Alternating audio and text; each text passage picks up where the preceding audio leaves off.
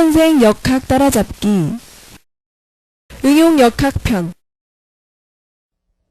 예, 반갑습니다. 여러분, 오늘부터 응용역학을 수업하게 될 신현기라고 합니다. 이렇게 화면으로나마 여러분과 만나뵙게 돼서 대단히 반갑습니다. 지금 이 수업은 여러분들 여건상 학원에 직강 수업을 들을 수 없는 학생들을 위해서 비디오 강의나 또는 인터넷 동영상을 통해서 수강할 수 있도록 특별히 제작된 강의입니다. 알겠죠? 여러분, 직강 수업하고는 좀 다르게 직접 여러분들이 쉬는 시간이라든가 또 수업 시간을 통해 가지고 질문을 할 수 없기 때문에, 그러한 단점이 있기 때문에 그 단점을 보완하기 위해서 실제로 학원에서 이루어지는 직강 수업보다 좀 수업 내용을 여러분 질문할 부분까지 포함해 가지고 좀 더 자세하게 상세하게 수업이 진행이 될 것이고, 그리고 또 그 밖에 여기서 수업이 진행되는 내용은 밖에 의문사항이 있으면, 질문이 있으면은 언제든지 인터넷 사이트 등을 통해서 저희와 하는 인터넷 사이트나 또는 여러분들 마찬가지 저희와 하는 학원에, 오프라인 학원에도 동영상 비디오를 통해서 강좌가 나가게 될 것인데, 그 같은 학생들도 마찬가지로 이 인터넷 사이트를 통해 가지고 게시판에 질문을 올려주면은 그 질문에 대한 답변을 드리는 방향으로 보완하도록 하겠습니다. 알겠죠? 그러면 우선 오늘은 제1장 정역학의 기초에 대한 내용부터 수업이 나가도록 하겠습니다.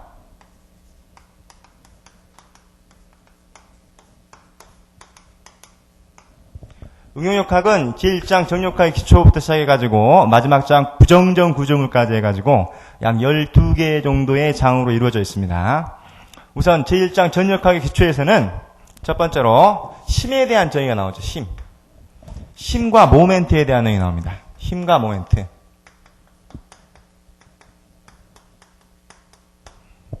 여러분, 1장에서는 1장에 대한 문제를 풀이하기 위한 내용이기도 하지만은 이 내용은 기초사항으로서, 말 그대로 기초사항으로서 뒤에 나오는 장들에 대한 문제를 풀고, 그리고 뒤에 나오는 이론 등을 이해하는 데 필요로 하는 기초적인 내용이다. 이해하시겠죠? 그렇기 때문에 이 1장에 대한 내용은 쉬운 만큼 기초가 되니까 중요한 부분입니다. 이해하셨죠? 우선 힘과 모멘트에서 첫 번째로 힘에 대한 정의가 납니다. 힘을 영어로 포스라고 하죠. 포스, F-O-R-C. 포스라고 해서 기호를 포스의 F자를 사용하기도 하고, 혹은 여러분이 힘은 파워라고 해서 P라는 기호를 많이 쓰기도 합니다. 이해하셨죠? P라는 기호를 많이 쓴다. 힘이란 뭐라고 정의하고 있냐? 힘이란 정지하고 있는 물체를 움직이려고 하거나 또는 움직이고 있는 물체의 방향이나 그 속도를 변화시키려고 하는 원인이 되는 것을 힘이라고 정의하고 있습니다. 알겠죠? 이와 같은 것을 힘이라고 정의하고 있고, 힘에 대한 정의는 다 알고 있기 때문에, 또 교재에 잘 설명이 되어 있기 때문에 생략하도록 하겠습니다. 우선 힘에서 첫 번째로 뭐가 나오냐? 힘의 단위가 나옵니다. 단위다. 힘의 단위는 여러분이 절대 단위가 있고 공학 단위가 있고 그리고 영국계 단위가 있다. 그러죠? 첫 번째로 여러분들 공학 단위에서는, 여러분이 쓰는 공학 단위에서는 힘을 킬로그램이나 혹은 톤의 단위를 사용합니다. 톤은 약자로 그냥 T라고 이렇게 표현하기도 하죠. 그러죠? 그리고 또는 여러분이 이 킬로그램은 힘 킬로그램이라는 걸 나타나기 위해서 힘의 포스를 하첨자로 붙여서 킬로그램 포스 또는 톤 포스 이렇게 표현하기도 합니다. 이해하셨죠? 다음에 힘의 단위에서 두 번째로 절대 단위라는 것이 있다. 절대 단위 또는 SI 단위라고도 하죠.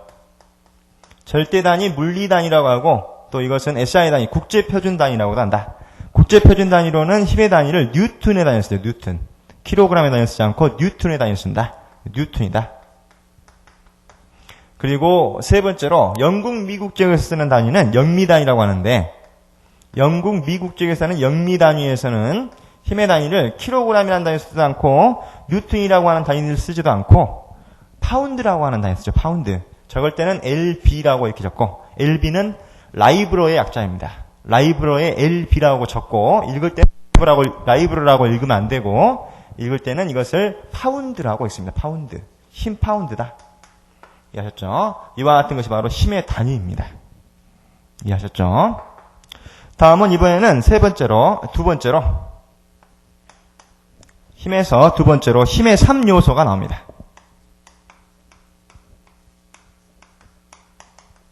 힘의 3요소라는 것은 힘을 나타내는 데 있어서, 표시하는 데 있어서의 반드시 필요로 하는 세 가지 구성 요소를 힘의 3요소라고 합니다.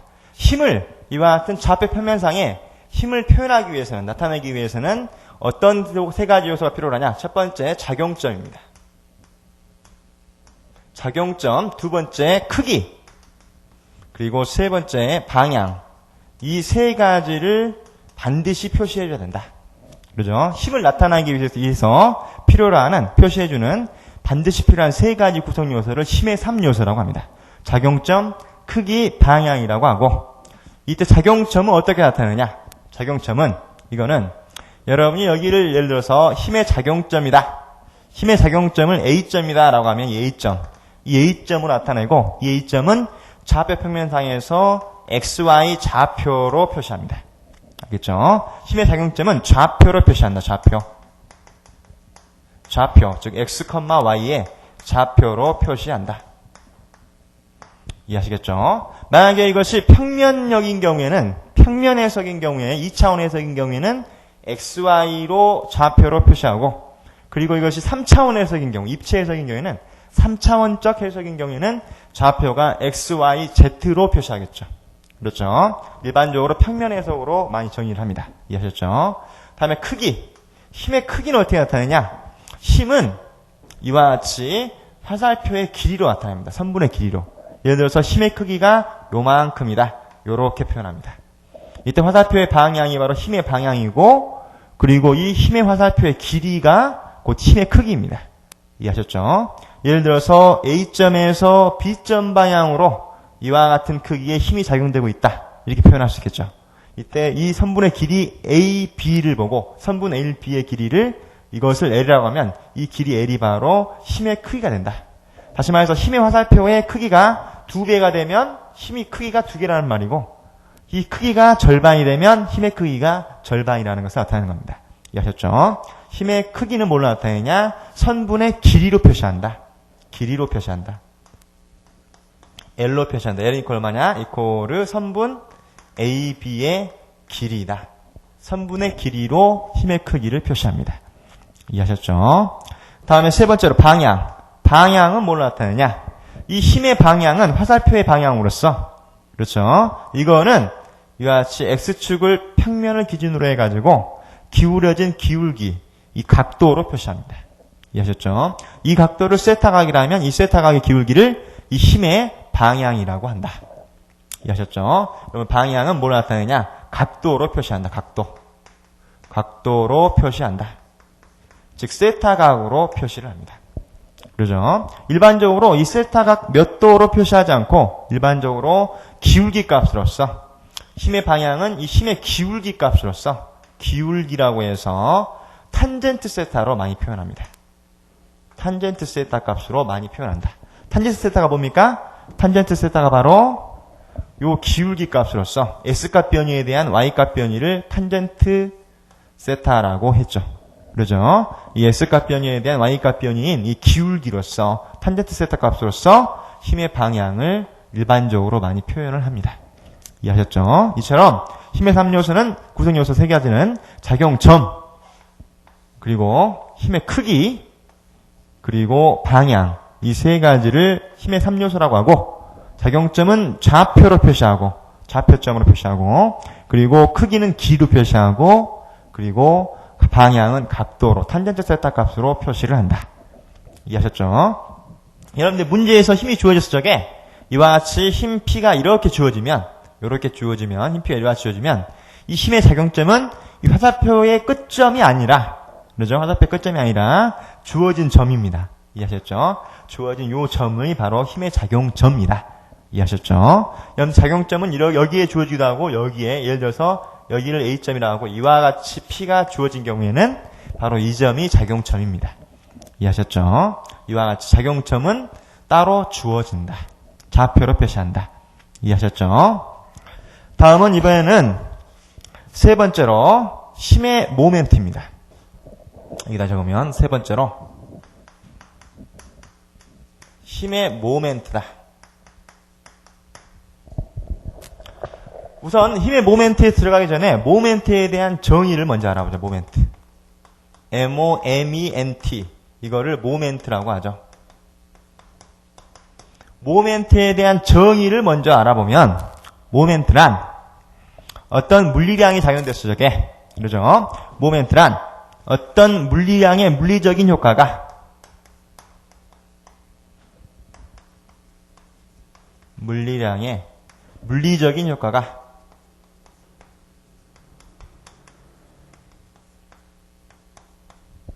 하나의 물리량뿐만 아니라 하나의 물리량뿐만 아니라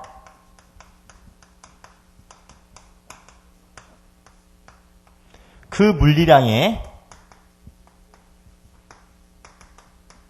분포 상태에 따라서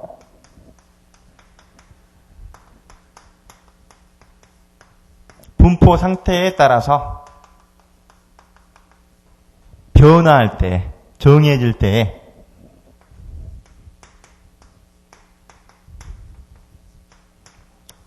때에 정의되는 양을 이것을 보고 모멘트라고 정의하고 있습니다. 그렇죠? 여러분들이 글로도 적어보니까 정의를 적어보니까 좀 어렵게 느껴지죠?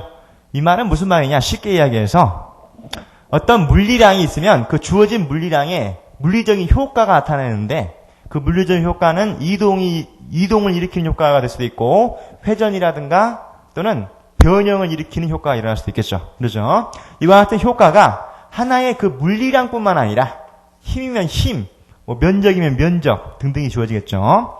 그 물리량뿐만 아니라 그 물리량의 분포 상태에 따라서 물리량의 크기뿐만 아니라 분포 상태에 따라서 변화하는 정의되는 양을 보고 이거를 모멘트라고 정의하고 있습니다. 알았죠? 다시 말해서 이 모멘트에는 지금 여러분들 배우게 될 힘 모멘트라는 것이 있고 이 힘 모멘트라는 것은 이 힘에 대한 모멘트가 되겠죠. 힘에 의한 모멘트 값으로서 이거는 이 물리량 힘에 그러죠. 힘 하나만의 물리량뿐만 아니라 이 힘이라고 하는 물리량의 분포 상태에 따라서 그러죠. 이 힘의 크기와 방향과 관계없이 그러죠. 힘의 크기와 방향으로만 정의되는 것이 아니라 요거에다가 플러스 그 힘의 분포 상태에 따라서 정의되는 달라지는 물리량을 모멘트라고 한다. 이해하시겠죠? 그러므로 이 모멘트에는 힘 모멘트라는 것도 있고 그리고 여러분들이 관성 모멘트, 면적 모멘트를 배우셨죠? 여러분들이 뒤에 4장에서 면적 모멘트를 배우게 될 것인데 그 면적 모멘트도 면적이라고 하는 물리량뿐만 아니라 그 물리량의 분포 상태에 따라서 달라지는 물리량, 달라지는 양을 보고 이것을 면적 모멘트라고 합니다. 그리고 힘 모멘트와 면적 모멘트가 여러분이 배우는 응용력학에서 나오는 모멘트가 될 것이고 이것뿐만 아니라 모멘트는 전기에서 말하는 쌍극자 모멘트, 기타 등등 이와 같은 것들을 모두 모멘트라고 정의하고 있습니다. 이해하셨죠? 즉 여기서 나오는 것은 힘 모멘트는 뭐냐? 이 힘에 대한 분포 상태에 따라서 달라지는 정의되는 이 양을 물리량을 모멘트라고 한다. 이해하셨죠? 그리고 힘 모멘트는 다시 두 가지로 나눕니다. 그 물리적인 효과가 변형이면 즉 굽힘을 일으키는 효과를 발생하는 모멘트를 이것을 굽힘 모멘트 또는 휨 모멘트라고 하고 휨이 일어나는 경우 힘을 일으키는 모멘트를 휨 모멘트 또는 휨을 굽힘이라고 하죠. 그래서 굽힘 모멘트라고 하고 이 힘에 대한 물리적인 효과가 회전을 일으키거나 비틀림을 일으키는 경우에는 요거를 회전 모멘트 또는 비틀림 모멘트라고 합니다. 비틀림 모멘트라고 한다. 이해하셨죠? 이때 기호를 휨 모멘트, 굽힘 모멘트를 이거를 영어로 밴딩 모멘트라고 합니다. 밴딩 모멘트라고 하고 이것이 바로 대표적인 맨 앞에 나오는 모멘트의 정의로서 그러죠? 이것을 밴딩 모멘트, 모멘트의 M자를 기호로 사용합니다. 알았죠? 휨 모멘트는 모멘트의 M이라고 하는 기호로 사용한다. 그리고 회전 모멘트, 비틀림 모멘트는 영어로 트위스팅 모멘트 또는 토크라고 합니다. 트위스팅 모멘트 또는 토크라고 해서 그 앞자자를 따서 기호를 회전 모멘트 또는 비틀림 모멘트는 토크 또는 트위스팅 모멘트의 T라고 하는 기호를 사용한다. 이해하셨죠? 이처럼 휨 모멘트는 M이라는 기호를 쓰고 그리고 회전 모멘트는 T라는 기호를 사용해야 되는데 이것들을 모두 힘 모멘트, 힘의 모멘트라고 정의를 하고 있는 겁니다. 이해하셨죠? 그러면 이 힘 모멘트에 대한 정의를 한번 적어보면 이쪽으로 와서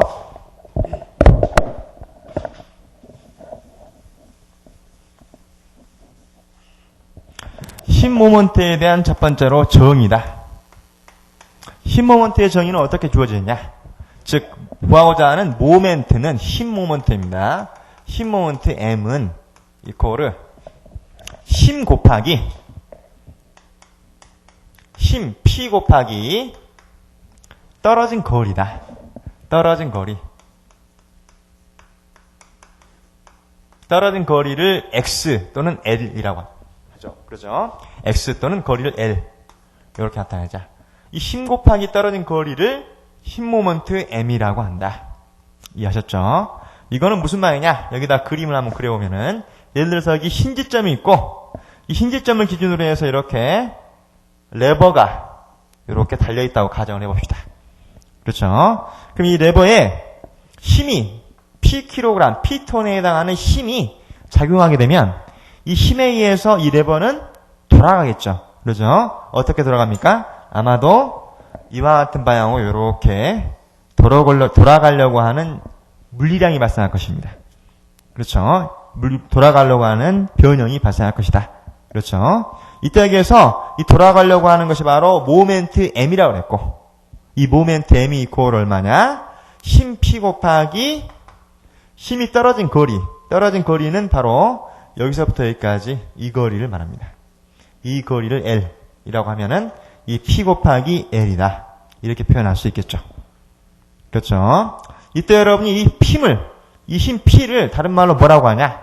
이 힘 P를 여러분이 이게 돌아가는 원을 그려보면 아마도 이렇게 원을 그려볼 수 있겠죠. 이 원을 그려보면 이 원에 대하여, 이와 같은 이 원에 대하여 접선 방향의 힘이죠. 그렇죠? 여러분들 원에 접하는 선분을 접선이라고 했고, 그리고 접선에 수직한 선분을 법선이라고 배웠죠.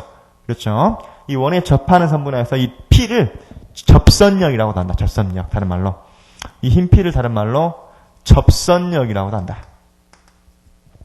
그리고 이 떨어진 거리는 이거는 뭐라고도 하냐? 요거는 이 원의 중심점이라고 해서 여기를 중심이라고도 하고, 돌아가는 원의 중심 또는 기준점이라 해서 5점이라고 하는 5점. 기준점 5점이다, 여기가. 그렇죠? 이때 이 떨어진 거리는 이 중심 5점에서부터 떨어진 거리다. 이해하셨죠? 5점에서부터 떨어진 거리로 5점 중심에서부터 떨어진 거리가 되고 그리고 이거는 다른 말로 또 뭐라고 하냐? 이 레버의 길이라고도 한다. 레버의 길이라고도 하고 가장 중요한 것은 뭐냐? 이것은 이게 접선력이라는 말은 무슨 말이냐? 반지름 방향에 대하여, 법선 방향에 대하여 직각 방향의 힘이라는 말이다. 그렇죠? 직각 방향의 힘이니까 이 떨어진 거리는 이 힘의 방향에 대하여, 힘의 작용 방향이 여기죠. 이 힘의 적용 방향에 대하여 수직한 방향의, 직각된 방향의 거리를 L이라고 한다. 알았죠? 그래서 L은 뭐라고 하냐? 수직거리라고 한다. 수직거리다. 이거를 여러분들 잘 암기하시면 되겠습니다. 그러므로 여러분들 여기서 다시 한번 정리를 하면은 모멘트 M은 힘 곱하기 떨어진 거리다. P 곱하기 L이다. 그렇죠? P 곱하기 L이라는 건 다 알고 계시죠? P 곱하기 L인데 여기서 중요한 것은 뭐냐? 여러분들 빠뜨리기 쉬운 것은, 중요한 것은 이 떨어진 거리는 반드시 힘의 작용선에 대하여 수직한 거리의 거리다. 수직 방향의 거리다. 수직거리다. 직각거리다라는 것. 이것이 중요합니다. 알았죠? 직각거리다. 수직거리다. 이해하셨죠? 이게 아주 중요하다. 거리를 잴 때는 반드시 수직한 방향의 거리를 여러분들 모멘트에 떨어진 거리로 계산해줘야 됩니다. 이해하시겠죠? 예를 들어서 힘 P가 이와 같은 방향으로 힘 P가, 예를 들어서 힘 P가 3톤의 힘으로 가해지고 있다. 그렇죠? 이때 모멘트를 측정하고자 하는 기준점이 예를 들어서 여기다. 여기가 기준점 5점이라고 해봅시다. 5점이다. 5점을 기준으로 한 이 힘 P의 모멘트는 어떻게 계산합니까? 이 힘 P의 작용점이 여기다라고 가정합시다.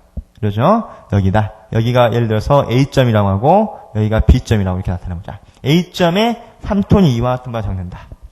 그렇죠? 이때 예를 들어서 5점을 기준으로 한 이 힘 P에 대한 3톤에 대한 모멘트는 얼마냐? 이와 같이 물어보면 이 모멘트 M은 있고 구하고자 하는 모멘트는 힘 P 곱하기 떨어진 거리가 L이 되는데 이코르 힘 P가 3톤이라고 그랬고 3톤 곱하기 떨어진 거리가 예를 들어서 이 거리를 떨어진 거리로 측정하면 안 된다. 알았죠? 이것이 중요하다. 알았죠? 떨어진 거리는 반드시 이 힘의 작용선 방향에 대하여 수직한 방향의 직각한 방향의 거리, 직각한 방향의 거리, 이 거리로 측정이 돼야 된다. 이해하셨죠? 예를 들어서 이 거리가 4m였다라고 하면 이 떨어진 거리 L은 4m를 대입해줘야 된다. 이해하셨죠? 이 거리가 아니라 수직거리, 직각거리라는 것을 중요하게 여러분들이 이해하시면 되겠습니다. 알았죠? 그러므로 단위는 뭐가 됐습니까? 모멘트의 단위는 그러므로 힘, 톤 곱하기 면적, 메타의 단위가 되겠죠. 그리고 수치는 3, 4, 12, 즉 12톤 메타 이렇게 구할 수 있겠죠. 그러죠? 모멘트의 단위는 힘 곱하기 거리의 단위를 갖는다. 이해하셨죠? 그러므로 두 번째로 여기 좀 지우죠.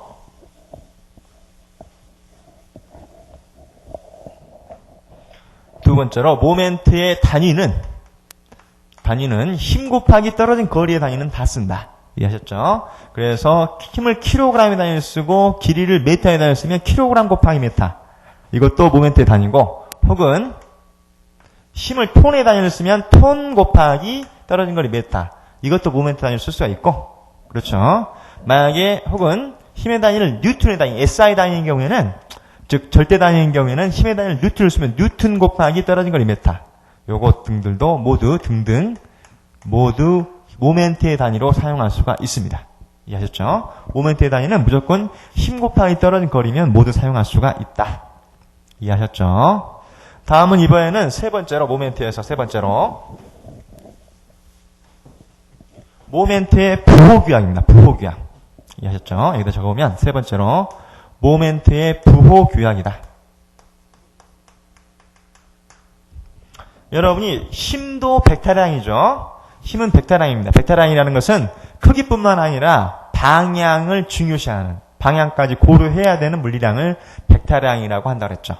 그러니까 힘 곱하기 떨어진 거리인 모멘트도 벡터량입니다. 다시 말해서 벡터량이라는 것은 모멘트가 방향을 고려해줘야 된다. 방향을 고려해야 되는 모멘트다. 이해하셨죠? 즉 무슨 말이냐면 모멘트가 이와 같은 방향으로 모멘트 M하고 반대 방향으로 모멘트 M하고는 두 개는 물리적인 효과가 반대다. 틀리다. 같은 것으로 봐서는 안 된다. 다시 말해서 이와 같은 시계 방향으로 모멘트가 두 번 작용하는 거랑 시계 방향으로 한 번, 반시계 방향으로 한 번 작용하는 거랑 즉 둘 다 모멘트가 두 번 작용하는 것은 똑같은데 크기는 똑같은데 방향이 같은 방향으로 두 번이냐 한 번은 시계 방향이고 한 번은 반시계 방향에 따라서 그 결과치는 물리적인 효과의 결과치는 다르더라. 그렇죠? 다르다. 그래서 반드시 이 모멘트도 방향을 고려해줘야 됩니다. 그래서 어느 방향을 정의 방향으로 보고 어느 방향을 부의 방향으로 볼 것인가. 이걸 여러분들이 학자들께 약속을 했죠. 뭐라고 했냐? 일반적으로 시계가 돌아가는 방향을 정의 방향으로 많이 보고 이처럼 시계 방향으로 돌아가는 모멘트를 플러스 모멘트, 정의 모멘트라고 하자라고 약속을 했고 그리고 반대로 반시계 방향으로 돌아가는 모멘트를 이거를 역의 방향이다 라고 해서 두 번째로 반시계 방향 모멘트를 역의 방향이라 해서 마이너스 모멘트다. 이와 같이 약속을 했습니다. 그렇죠? 이걸 보고 모멘트의 부호 규약이라고 한다. 이해하셨죠? 시계 방향이면 플러스, 반시계 방향이면 마이너스라고 하자라고 약속을 했습니다. 이해하셨죠? 여러분들이 이것을 그대로 따라주면 된다. 알겠죠?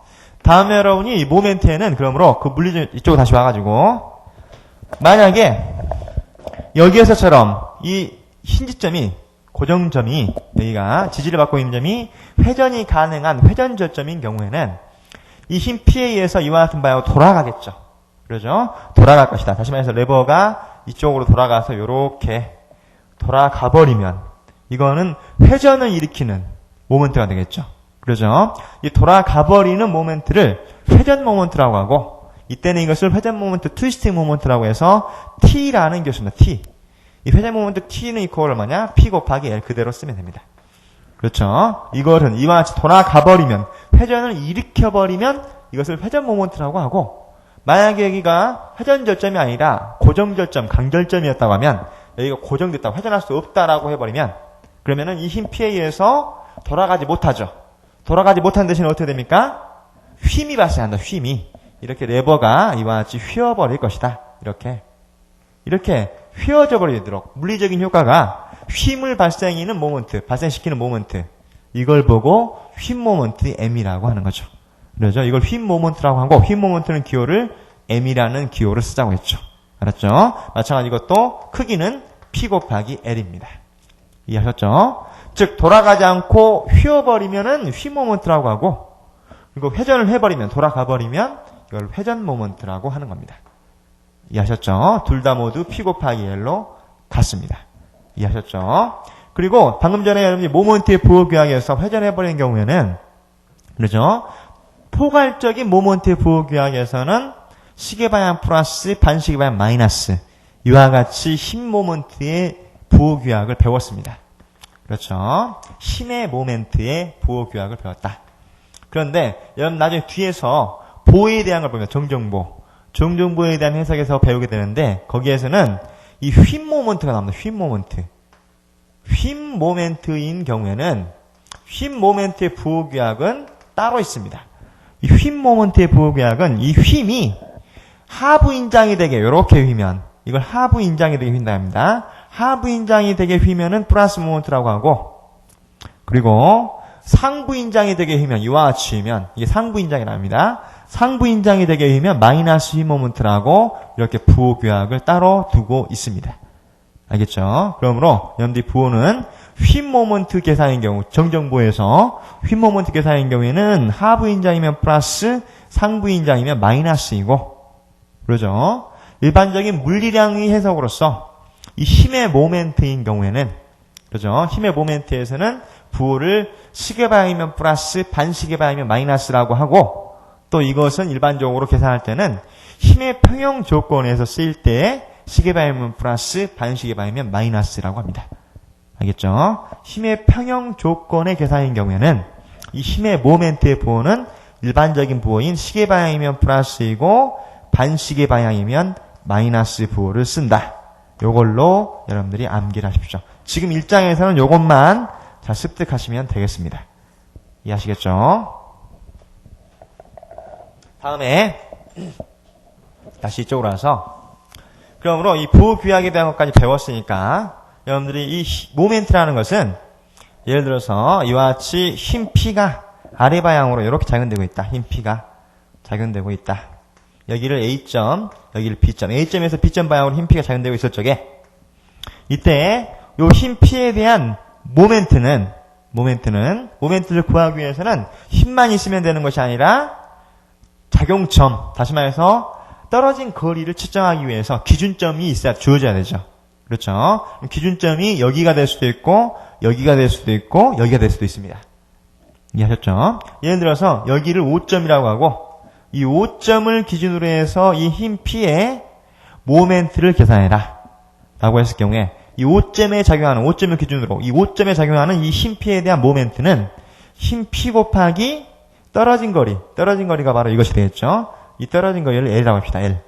L이라고 하면 그래서 모멘트 M은 이꼴 얼마냐? 이 힘 P 곱하기 떨어진 거리 L이라고 이와 같이 배웠죠. 직각거리, 수직거리로 이와 같이 배웠다. 그렇죠? 그럼 이 힘 P에 의해서 5점에서는 이렇게 돌아가는 방향으로 이와 같이 돌아가는 방향으로 모멘트가 작용한다. 그렇죠? 그럼 이 모멘트는 이 힘의 크기뿐만 아니라 그렇죠? 분포되는 그 작용 위치에 따라서 그렇죠? 위치에 따라서 그 크기가 그리고 방향이 달라진다. 이와 같은 것을 모멘트다라고 정의를 한 것이죠. 그렇죠? 이와 같이 정의가 됐다. 그리고 이 힘 힘의 모멘트는 이 P 곱하기 떨어진 거리 L은 뭐로 정의됐어야 했느냐. 예를 들어서 여기에서 그러므로 이 A점에서 O점을 잇는 선분을 긋고 A점에서 O점을 잇는 선분을 긋고 이와 같이 긋고 다음에 O점에서 B점을 잇는 선분을 그으면 이와 같이 그으면 이것은 삼각형이 됩니다. 그러죠? 삼각형이 된다. 이때 이 삼각형의 면적을 계산해보면 삼각형의 면적 A는 얼마나 됩니까? 삼각형 면적을 삼각형 ABO라고 합시다. 이거 삼각형 ABO의 면적이다. 이 삼각형 ABO의 면적은 이코를 얼마냐? 밑변 곱하기 높이 나누기 2죠. 그렇죠. 삼각형 면적 구하는 공식. 즉 2분의 1 곱하기 밑변 곱하기 높이다. 즉 P 곱하기 L이다. 이렇게 나타낼 수 있겠죠. 이때 여기에서 P 곱하기 L이 바로 휨 모먼트 M이었습니다. 그렇죠. 모멘트 M이었다. 그러므로 이것은 이코를 얼마냐? 2분의 1 곱하기 모멘트 M이다. 이렇게 정의할 수 있겠죠. 그렇죠. 그럼 여기에서 그러므로 M은 휨 모먼트 M은 모멘트 M은 이게 돌아가면 회전 모먼트, 휘어지면 휨 모먼트가 되겠죠. 모멘트 M은 이퀄 얼마냐? 양변을 2로 곱하면 되겠죠. 2로 곱하면 2 곱하기 삼각형 ABO의 면적과 같다. 이와 같이 정의될 수 있습니다. 그렇죠. 그러므로 이것을 여러분들이 암기를 해라. 힘의 모멘트는 그 힘으로 그려지는 도시되는 면적의 삼각형 면적의 2배다. 그렇죠? 모멘트는 이미 5점에 적용되는 모멘트는 힘의 삼각형으로 주어지는 구해지는 면적의 삼각형 면적의 2배다. 2배가 된다. 이거를 여러분들이 암기하십시오. 이거는 문제를 계산해서 풀으라고 하는 계산 문제로도 물어볼 수 있고 그리고 이 정의를 옳은 말을 골라라 또는 옳지 않은 것을 골라라 이와 같이 해서 물어볼 수도 있습니다.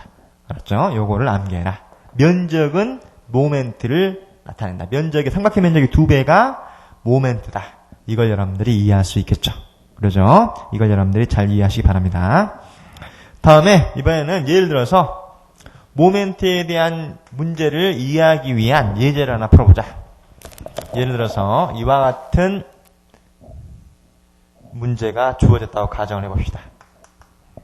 여기에 외력이 예를 들어서 여기에 2톤의 하중이 가해지고 있고 여기에는 3톤의 하중이 가해지고 있고 예를 들어서 여기에는 이와 같이 왼쪽 방향으로 4톤의 하중이 가해지고 있고 여기에는 5톤의 하중이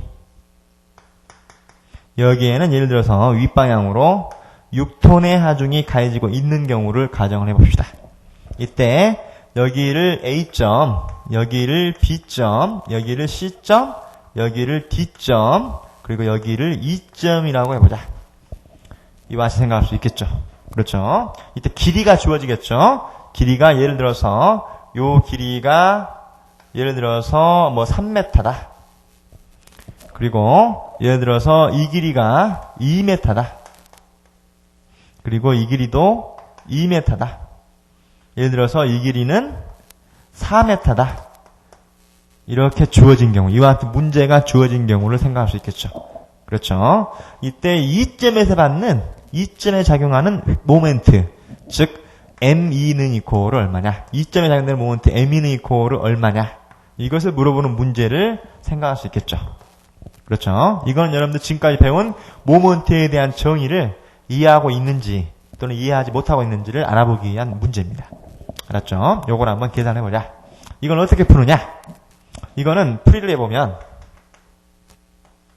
그대로 여러분들이 모멘트에 대한 정의를 생각하면 됩니다. 이점에 작용되는 모멘트는 힘 곱하기 떨어진 거리라고 그랬다. 그렇죠? 그러므로 ME는 이점에 작용되는 모멘트는 이코를 힘 곱하기 떨어진 거리다.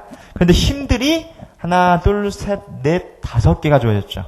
5개의 힘에 의한 모멘트를 모두 더해버리면 되는 겁니다. 알았죠? 힘 곱하기 떨어진 거리다. 즉 힘에 대한 2톤에 대한 모멘트, 3톤에 대한 모멘트부터 해가지고 6톤에 대한 모멘트까지 모두 더해주면 되겠죠. 이걸 여러분들 계산할 적에는 무조건 2톤에다가 5톤에다가 이런 식으로 계산하면은 혼동이 돼가지고 어떤 것은 빼먹어버리고 어떤 것은 2번 계산할 수도 있습니다. 그렇기 때문에 이와 같이 모멘트 계산할 때는 무조건 가장 멀리 있는 것부터 차례대로 가장 멀리 있는 것부터 가까운 방향으로 계산해 오는 것이 가장 적합합니다. 알았죠? 가장 멀리 있는 것부터 해보자. 가장 멀리 있는 것이 바로 2톤이죠. 그렇죠? 그럼 2톤에 대한 모멘트는 12톤 곱하기 떨어진 거리다. 이때 떨어진 거리를 여기 2점까지 떨어진 거리 요걸로 계산하려고 하면은 안 된다. 알았죠? 그럼 떨어진 거리는 뭐라고 했습니까? 반드시 힘 곱하기 떨어진 수직거리라고 했습니다.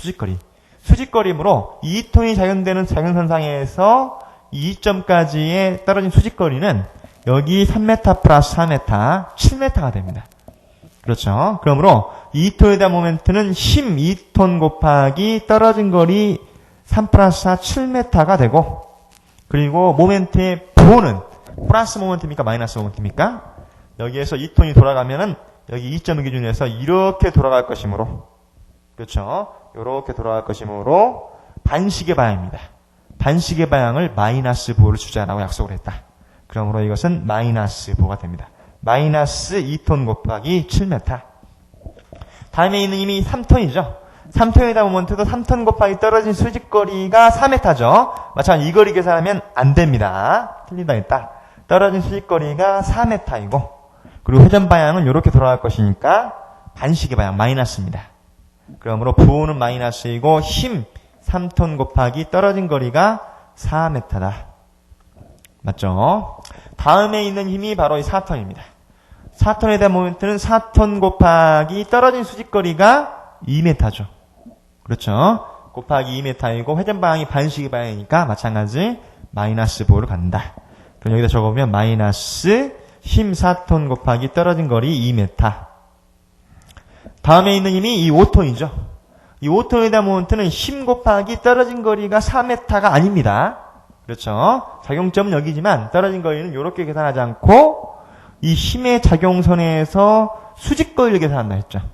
2점까지의 수직거리가 없죠. 0이죠. 그러므로 이 5톤에 대한 수직한 방향 거리가 없습니다. 그러므로 이것은 5 곱하기 0은 0이죠. 5톤에 대한 모멘트는 발생하지 않습니다. 그렇죠? 다음에 이 6톤에 대한 모멘트 마지막. 이 6톤에 대한 모멘트는 16톤 곱하기 떨어진 거리가 수직거리로 4m죠. 4m이고 회전 방향이 이렇게 돌아가겠죠. 2점을 기준으로 해서 시계 방향이니까 플러스 부호를 줍니다. 그러므로 부호는 플러스 부호를 주고 힘 6톤 곱하기 떨어진 거리가 4m다. 이와 같이 계산이 되겠죠. 그렇죠? 그럼 이것을 그대로 더해주면 됩니다. 27은 14톤메타, 3, 4, 12톤메타, 4, 2, 8톤메타, 그리고 6, 4, 24톤메타가 되겠죠. 마이너스 14, 마이너스 12, 마이너스 8은 이것은 마이너스 34죠. 마이너스 34에다가 플러스 24를 해주면 얼마 남습니까? 마이너스 10이 남죠? 마이너스 10톤메타가 됩니다. 이렇게 구한다. 이해하셨죠? 이거는 이 모멘트에 대한 정의, 즉 힘 곱하기 떨어진 거리인데 그 떨어진 거리가 수직한 거리라는 것, 직각거리라는 것을 알고 있는지 검토하기 위한 문제이면서, 그리고 모멘트의 부호로서 시계방향 플러스 반시계방향 마이너스, 이것을 아는지를 물어보는 문제라고 할 수 있겠습니다. 알았죠? 이것이 바로 모멘트에 대한 문제입니다. 자, 그러면 모멘트에 대한 다른 문제들은 여러분들이 교재에 나와 있는, 각 교재에 나와 있는 문제들을 같이 한번 풀어보도록 합시다. 풀어보도록 하고, 여러분들이 이번에는 세 번째로 우력 모멘트가 나옵니다. 우력 모멘트.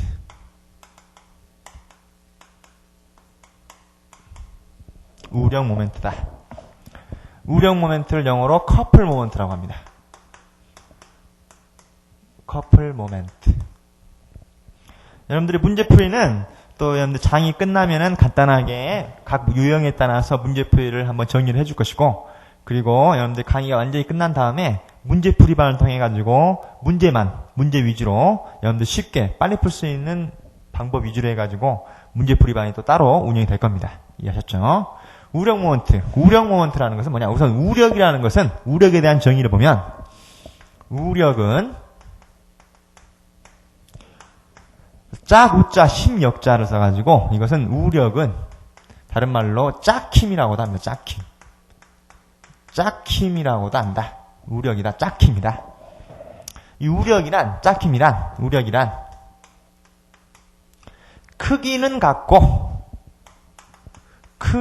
같고 방향은 서로 반대인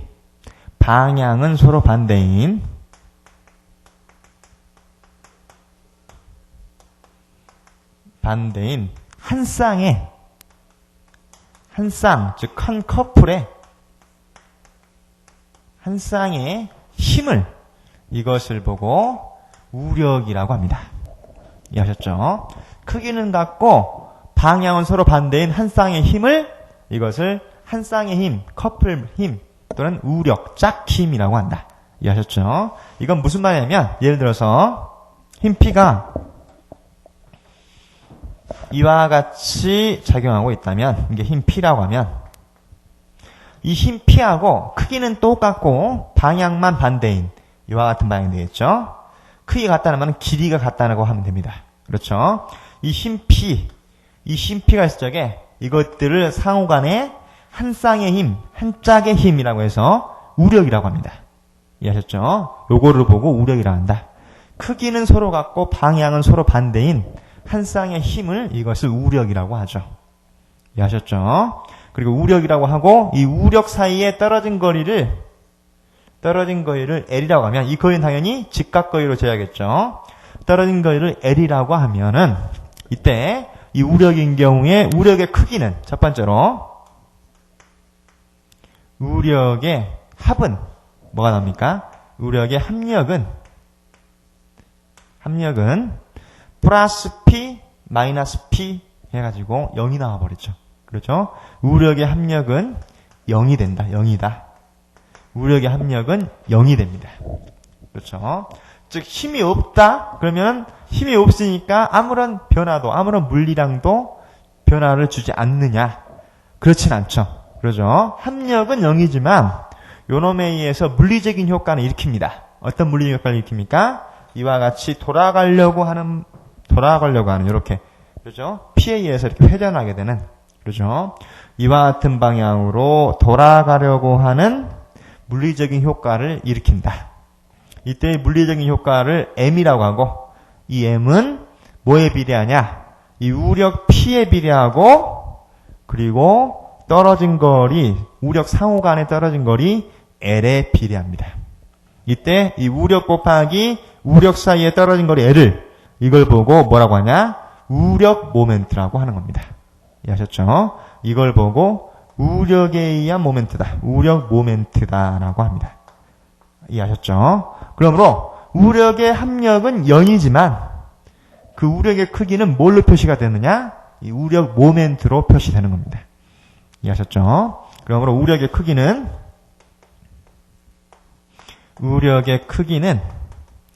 우력 모멘트로 표시된다.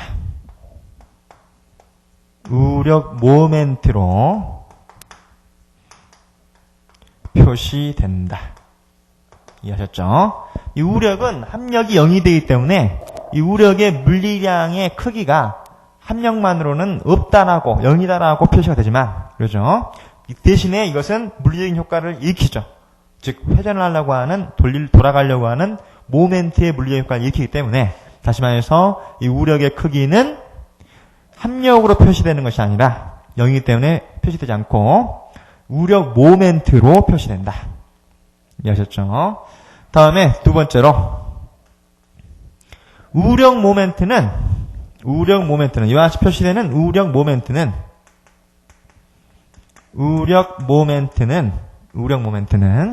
이거는 이 우력 힘 곱하기 우력 사이에 떨어진 거리로서 상호간에 떨어진 거리로서 임의의 모든 점에서 일정하다. 그 크기가 일정하다. 이거를 여러분들이 이해하시기 바랍니다. 알았죠? 우력 모멘트는 항상 그 모멘트의 크기가 작용점에 관계없이 일정합니다. 일정하다. 이거를 여러분들이 이해를 해라.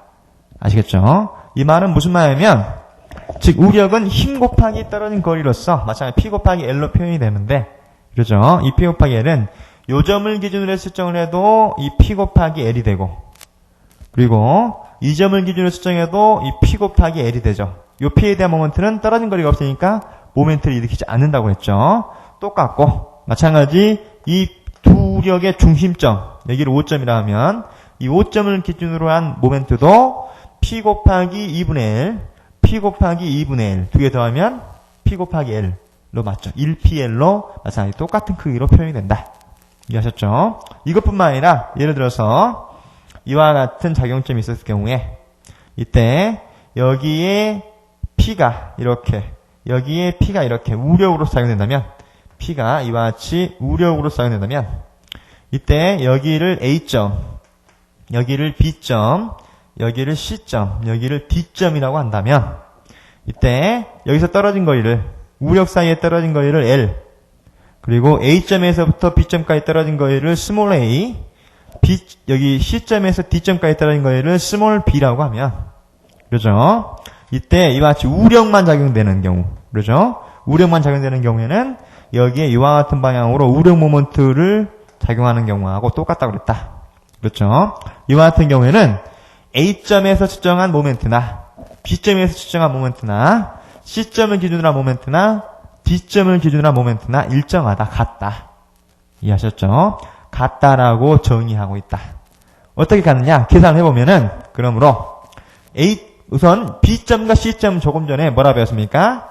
B점에 작용되는 모멘트는 MB는 이코르, B점에 작용되는 모멘트는 MB는, 여기는 힘이 요놈하고 요놈 두 개뿐인데 요놈에 대한 모멘트는 떨어진 거리가 없으니까 모멘트가 작용되지 않는다 그랬죠. 다음에 요놈에 대한 모멘트가 작용되는데 요놈에 대한 모멘트는 힘 P 곱하기 떨어진 거리 L이죠. P 곱하기 L이고 시계 방향이니까 플러스다. 플러스 P 곱하기 L이죠. 다음에 C점에 작용되는 모멘트 MC는, C점을 기준으로 한 모멘트는 MC는 이코르 마찬가지 P 곱하기 떨어진 거리 L이고 시계 방향이니까 플러스죠. 플러스 P 곱하기 L. 다음에 이 P에 대한 모멘트는 떨어진 거리가 0이니까 작용하지 않는다. 이게 다죠. 똑같다.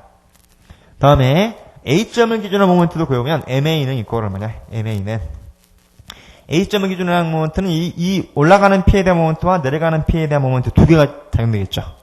이때 올라가는 P에 대한 모멘트는 P 곱하기 떨어진 거리가 A이고 반시계 방향이니까 마이너스입니다. 그렇죠? 마이너스 P 곱하기 떨어진 거리 A. 맞죠? 다음에 이 내려가는 P에 대한 모멘트는 P 곱하기 떨어진 거리가 L 플러스 A이고 시계 방향이니까 플러스입니다. 그렇죠? 플러스 P 곱하기 떨어진 거리가 L 플러스 A. 여기 적어보면은 플러스 P 곱하기 떨어진 거리가 L 플러스 A다. 이렇게 표현할 수 있겠죠. 그렇죠? 그러므로 이것은 가로를 풀어주면은 플러스 PL 플러스 PA. 그러니까 이건 그대로 적어주면 얼마 됩니까? 마이너스 PA 플러스 PL 플러스 PA 플러스 PA 이렇게 되겠죠. 그러면은 마이너스 PA 플러스 PA 없어지고 P 곱하기 L로 일정합니다. 같습니다. 그렇죠? P 곱하기 L로 MA나 MB나 MC가 다 같았다.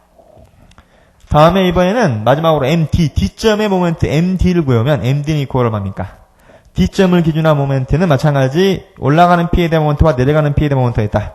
올라가는 P에 대한 모멘트는 P 곱하기 떨어진 거리가 L 플러스 B이고 시계 방향이죠. 시계 방향이니까 이번에는 플러스입니다. 플러스.